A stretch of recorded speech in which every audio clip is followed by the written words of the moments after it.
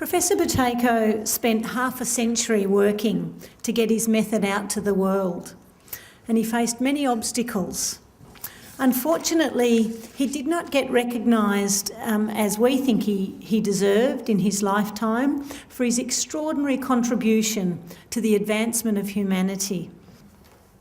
Buteyko originally was in the army before he studied medicine, and he was working as an engineer, and he always had a fantastic aptitude for machines, apparently, right from the time he was very young. And he actually designed and built a machine which could simultaneously measure multiple body parameters and record the results on a computer. So he was absolutely years ahead of his time.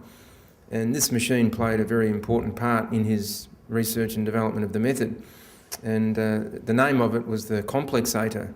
We actually have a look at the machine now. We've got some footage here. И 2 года собирал аппаратуру. Когда мы приехали сюда, институт переехал сюда, то я эти приборы 6 месяцев собирал. И вот собрал этот физический комбайн.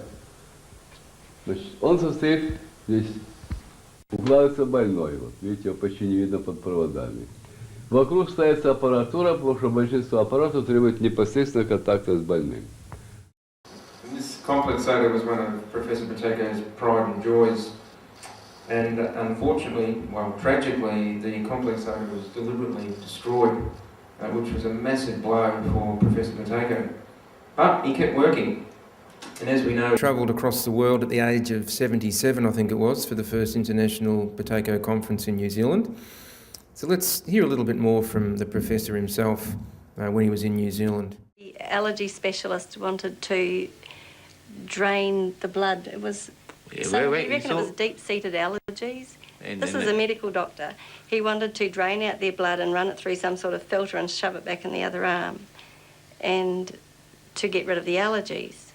According to Professor Buteyko, this kind of approach is, well, ridiculous.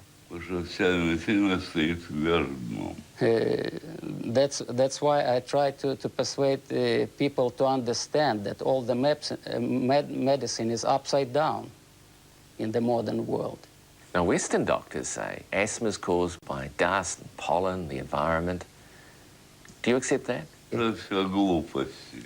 It's just a matter of stupidity, you know, frankly speaking. His theory, which he claims is trialled in Russia, is that the environment doesn't cause asthma, incorrect breathing does.